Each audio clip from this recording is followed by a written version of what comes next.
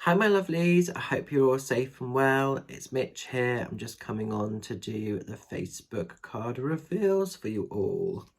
So, if you are drawn to card 1, we're going into the energy of the 10 of Pentacles, or 10 of Coins, as is in this card, 10 of Pentacles in conventional tarot.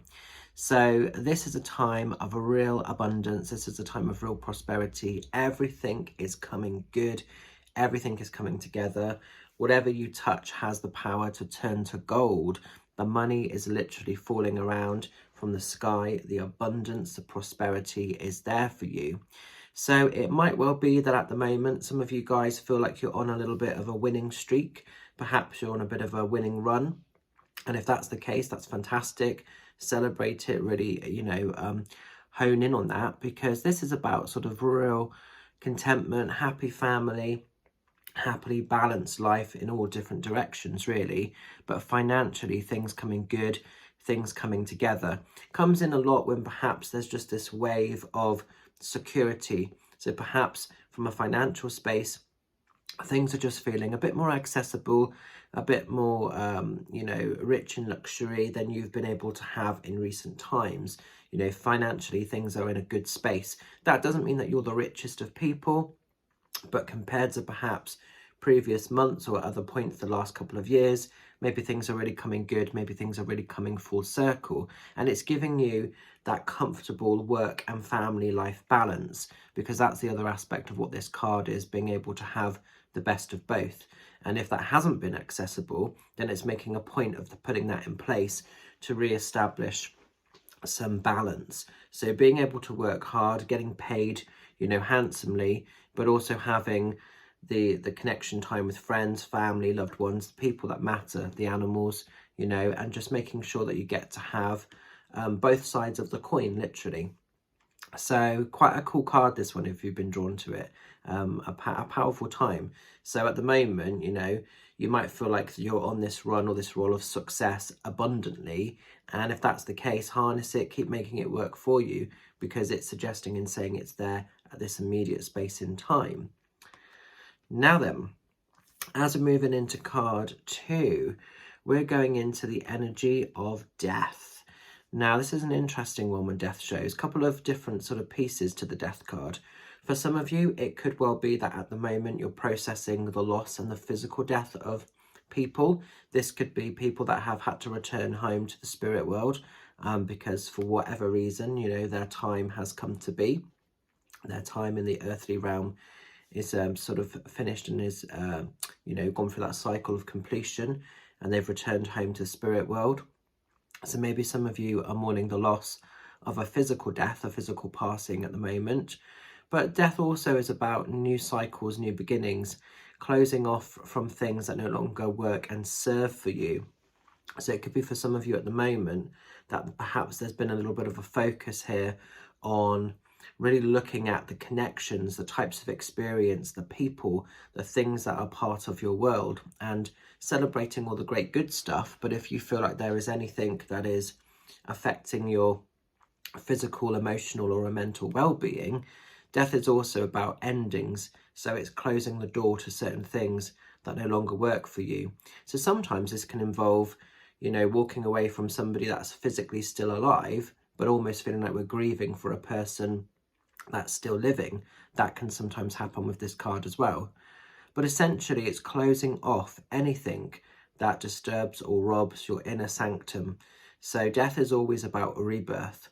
So it's closing the cycles on anything negative. If there's a job that you've outgrown or it's not serving you, if there's a toxic relationship, that could be with romantically or with friends or family members or even on social media.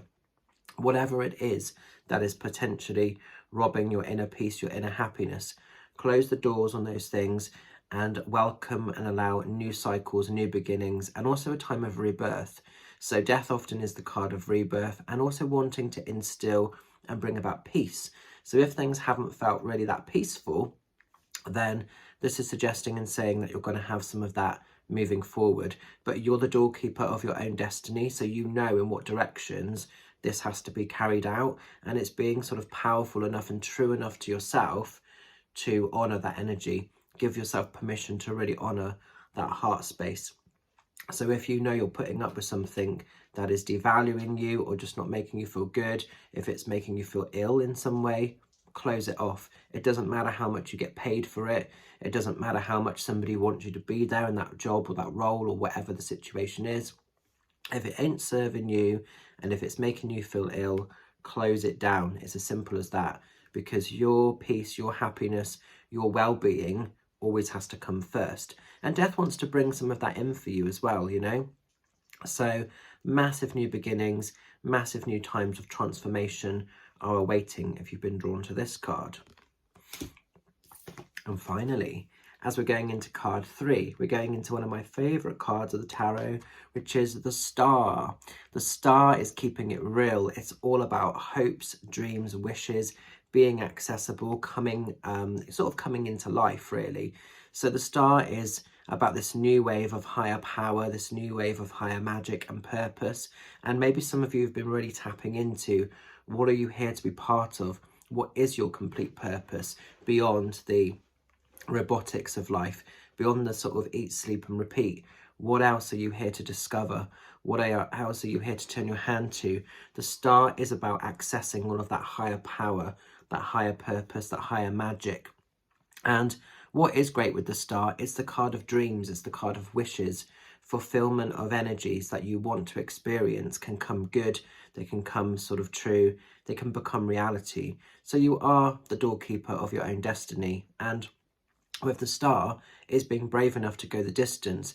It's being brave enough to not just have the ideas or the goals or the dreams and the pieces you'd like. It's going a bit sort of deeper with that and thinking, do you know what? I'm going to turn that into a vision and I'm going to turn it into a sort of reality. So the Star wants to bring about that.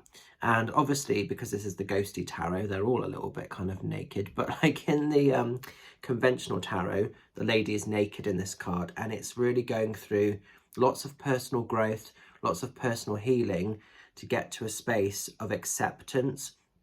So the other thing with the Star, if you've been drawn to this card, you're at a space where you're completely in tune, you're completely at one with the essence of your own spirit. You're really finding the best of who you are. And this is why, you know, new magic is available, it's accessible, because you're not caring what other people are thinking.